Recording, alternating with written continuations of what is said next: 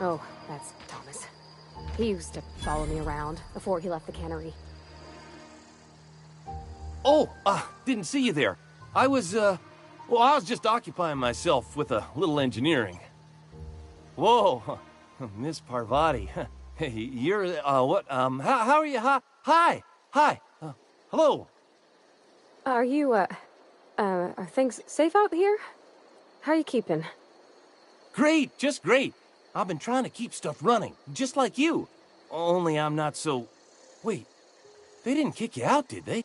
Oh gosh, no, I'm just along with this fella here. Are you from town? I mean, you don't exactly look like you're from town.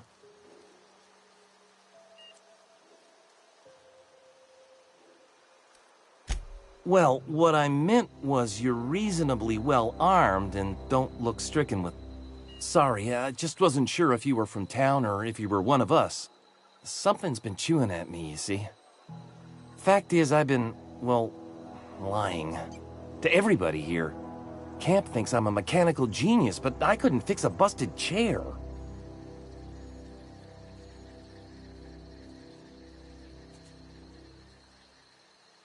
I'll take all the help I can get. I set my mind to learning the craft of the engineer, you see. I want to make something of myself. You ever heard of the Young Spacer's Guide to Mechanical Engineering? Comes in a set of 3. If I had my hands on one of those data pads, I could teach myself the ins and outs. Those are good. My dad kept a copy with him when he was working in the cannery. I know the old community center kept a copy. Should find another one back in town.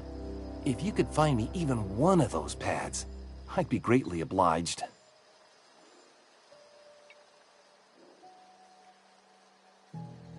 No kidding! Really? Well, which one? Look at that!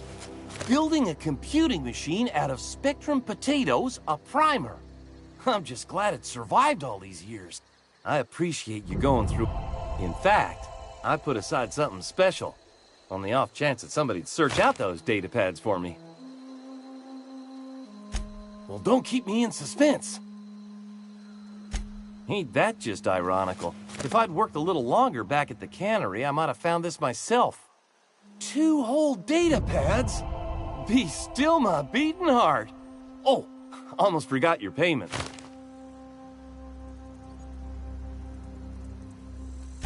What's on your... Couple months. This camp's my home.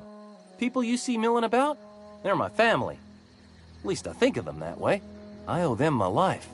Would have died in the wilderness if they hadn't chanced upon me, starving. We all left the cannery for one reason or another. Me? I was let go, mostly on account of my incompetence. I mean, I was incompetent. I couldn't even survive on my own. Grace found me, Adelaide took me in, I've been on my feet ever since. You weren't incompetent. You just didn't fit the cannery. Not like here. This place had a U-shaped hole, and now it doesn't. You could stay, you know. Here. I'd be happy to... I mean, we could really use... this isn't coming out right. If you want, Adelaide would make a...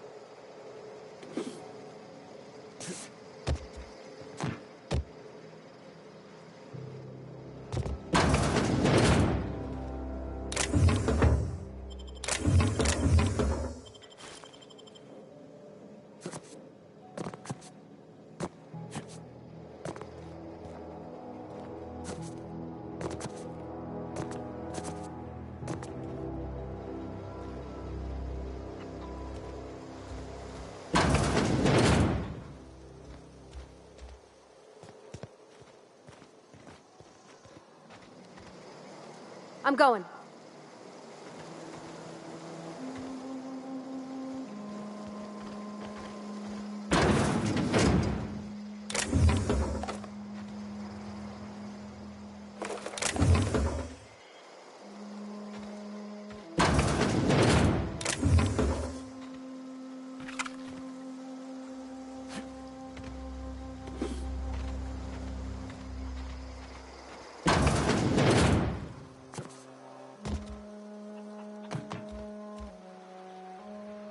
If you're hungry, Stefan's got supplies.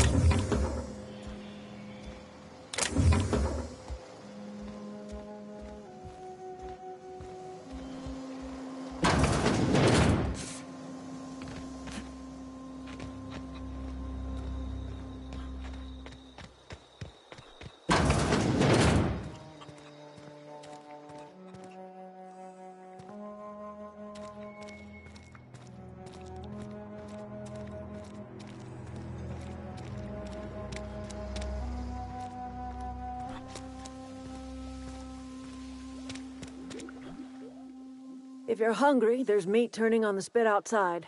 If you're bearing illness, find a place to lay your head down and I'll fetch you a poultice. Whatever your troubles with Edgewater, leave them at the gates and be welcomed here. Any questions, dear?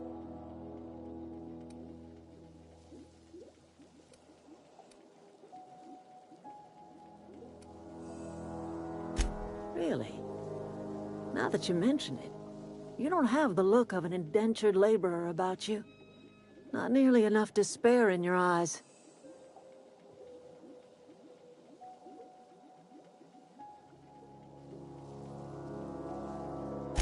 Hi, Miss McDevitt.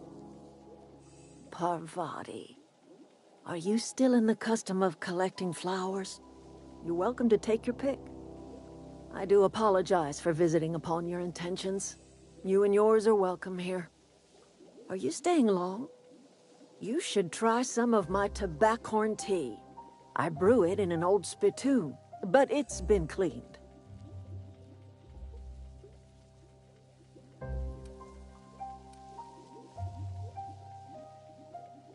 A home for anyone who's ever turned their backs on Edgewater.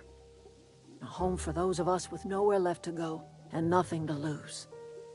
So, like the spores of the puffball, cast on the wind and alighting on fresh soil, we put down new roots.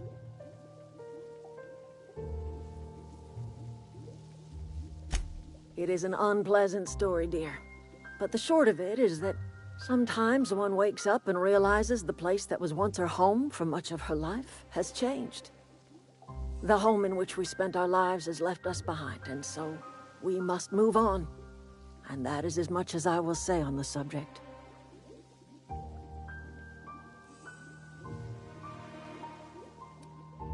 No, dear.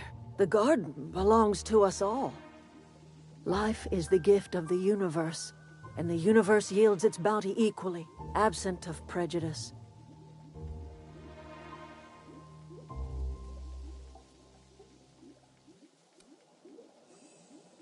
Ah, cynicism. The privilege of the young. What you need is a little taste of my special mushroom soup. It'll broaden your mind. Or at least your irises.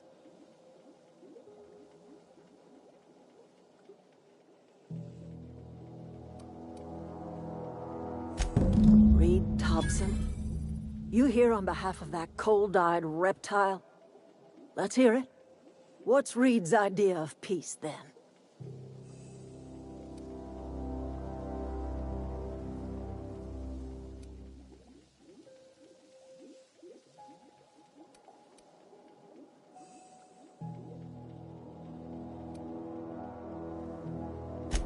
Make amends.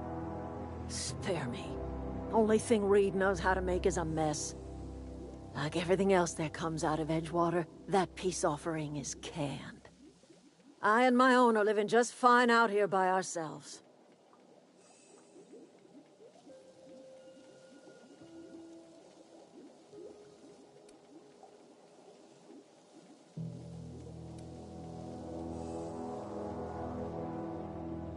He would do such a thing. The question is, why would you agree to his plans?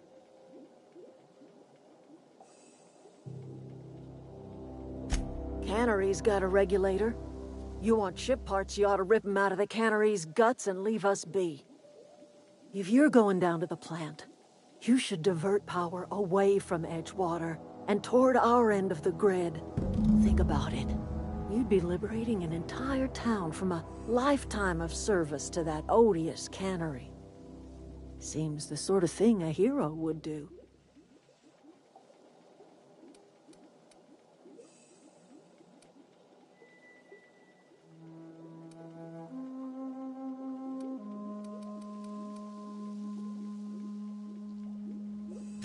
A hero to the people who matter. To us. To the ones who come around. To the ones you save. Reed will never understand. He has been too long inebriated on the wine of corporate culture. All he sees is productivity, output, profits.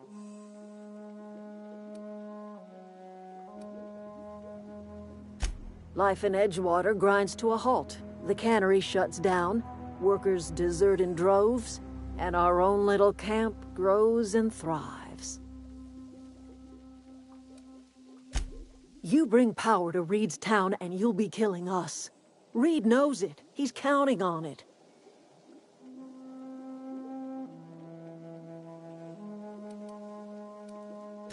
I trust you will listen to your...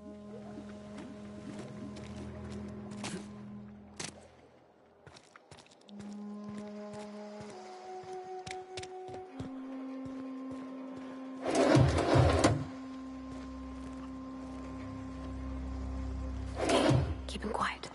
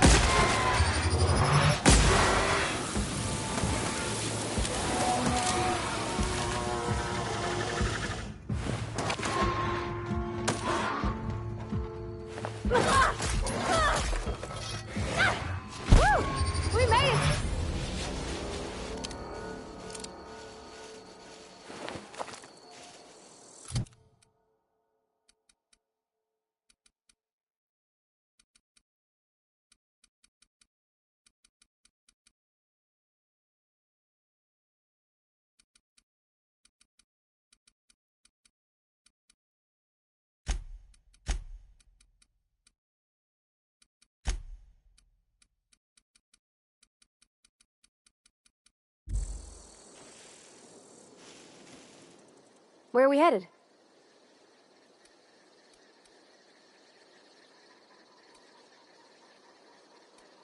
He's just interested in fixing stuff.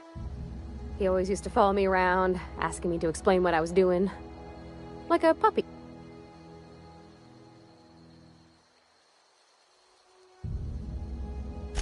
I'm just glad he's alive. That he's okay. I mean, when Mr. Thompson said he was fired, we all expected. If he wants to learn about engineering, we should help him get those data pads he wants.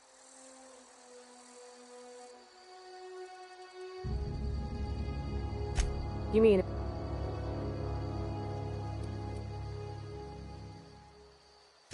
I know, but Vickers says the universe is a machine. Real machines have gunked up oil, scratches, and worn bits. You can tell they've seen handling, been used by folk.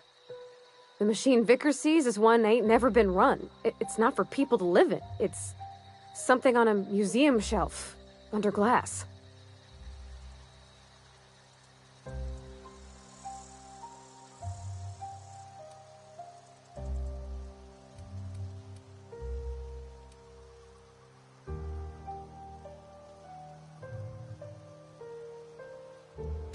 It just comes off cold to me, is all.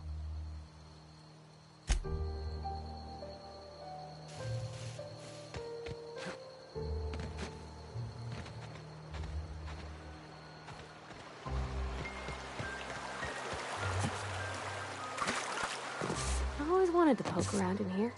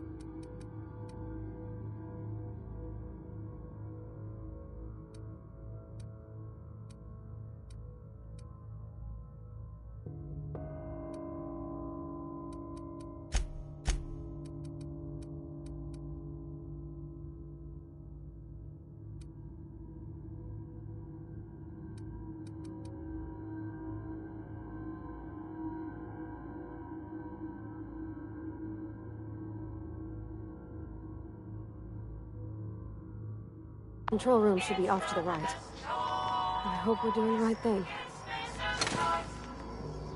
Where are we headed? That's on account of how I don't... She was in another division of the Spacer's Choice family. She worked in the Vale a few months. Her contract said any kids she had, expected or not, belonged to her office from the time of conception. So when I was... It's sensible. Dad just fixed machines. She did some kind of crazy math, high-level stuff. Better to raise me on his time than hers.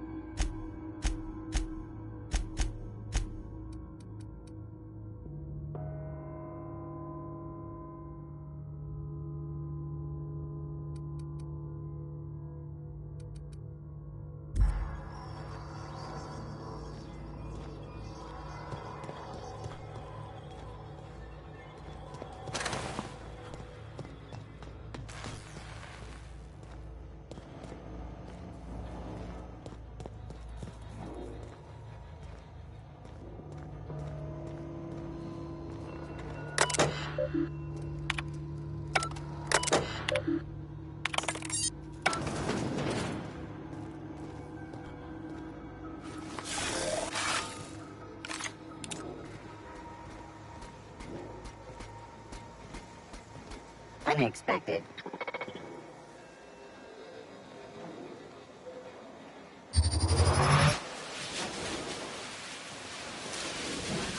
Okay, here we go! Everyone all right? We got him!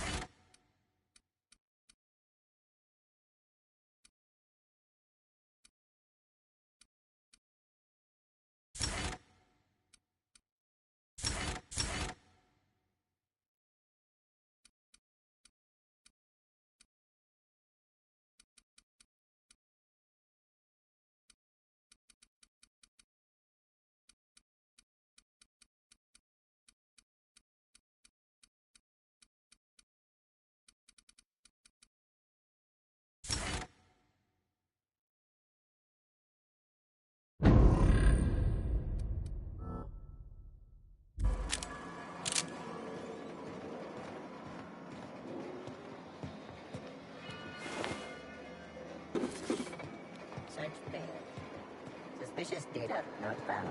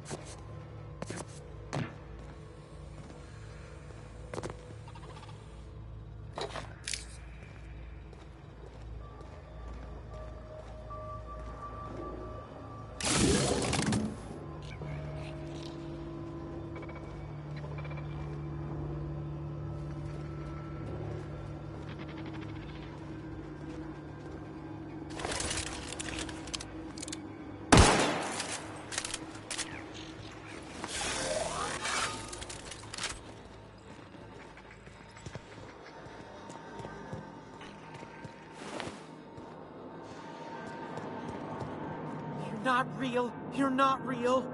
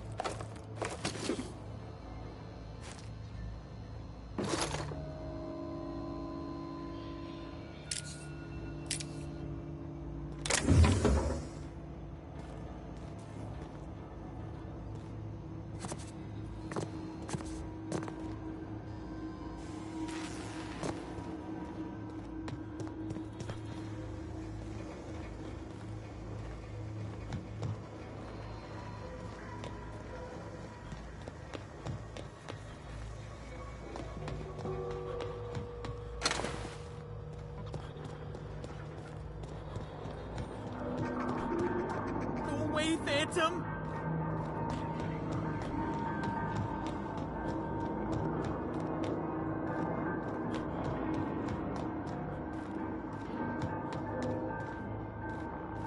No, just leave me alone!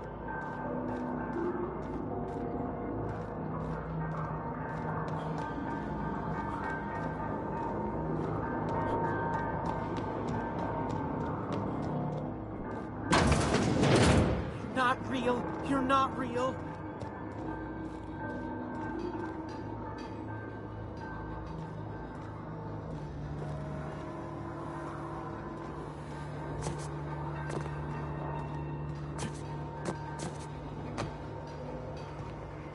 Be free.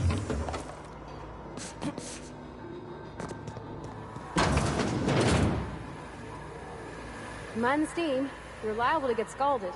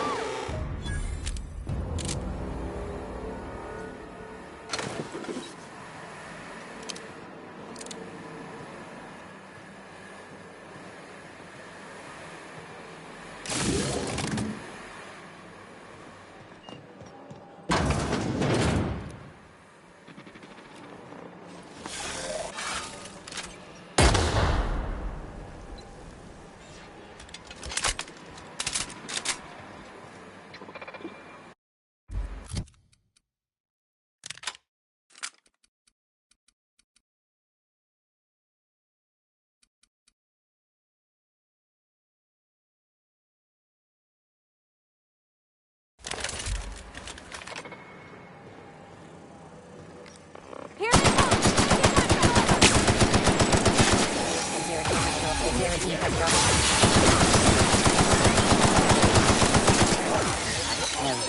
Investigating. Beginning security patrol. We did it!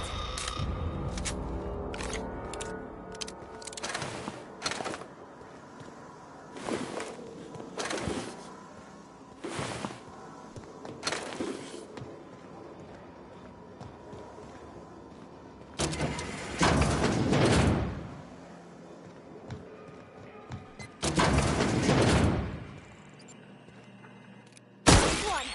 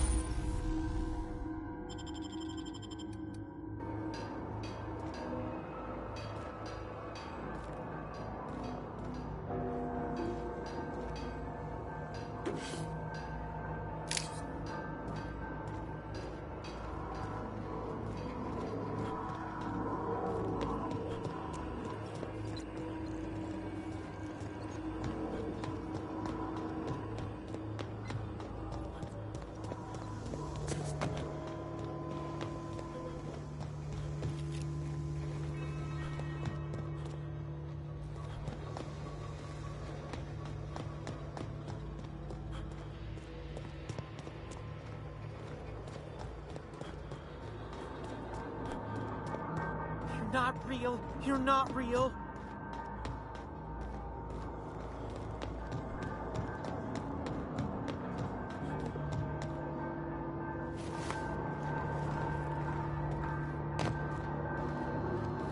Go away, Phantom!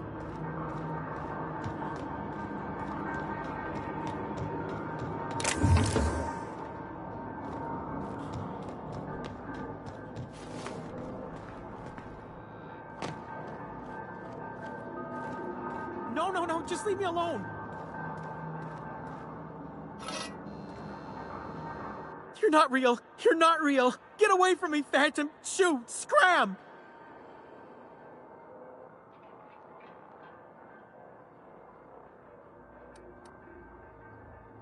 Most people? But I'm the only one left. No. Remember your first rule, Higgins. No arguing with the Phantoms. See? See, Higgins? This is why you must always boil your sprats before ingesting.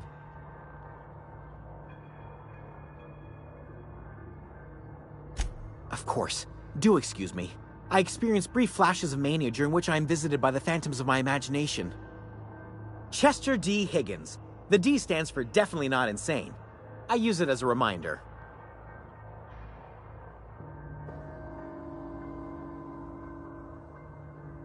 Oh, Higgins has been many things over the years. Sprat Wrangler, Saltuna Critic, Aetherwave Personality, Chairman of the Board, Galactic Defender, Sisty Pig Tycoon.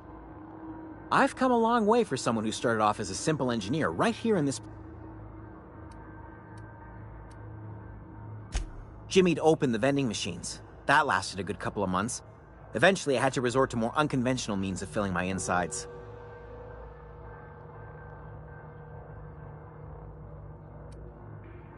Braised, boiled, charred, skewered. Sprats are good eating, friend. Chock full of brain food.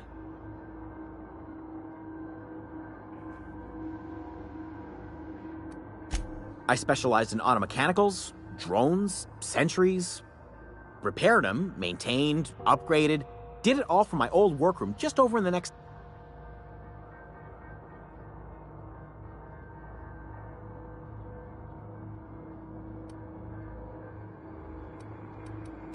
Look, I don't want to fall into any trouble with the mechanicals.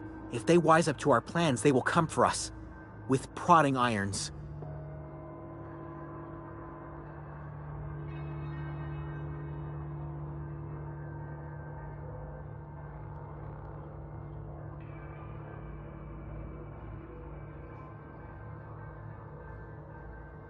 You know, you remind me of myself back when I was an intergalactic adventurer. I discovered a flaw. Their hostility levels were hardwired to maximum. There's no changing that, but you could rewrite their targeting protocol so they attack each other instead.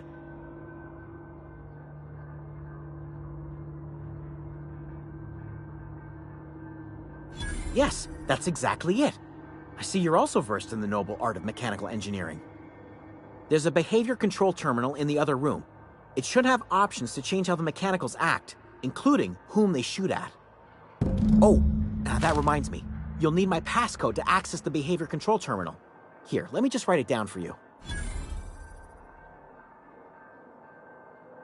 The tail. Definitely start with it.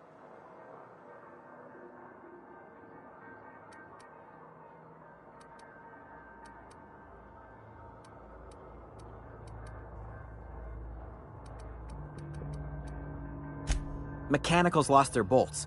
Opened fire on anything that moved. It was pandemonium. I was on cleaning duty at the time. My old boss had me scrubbing pipes when the killing started. So, as usual, I missed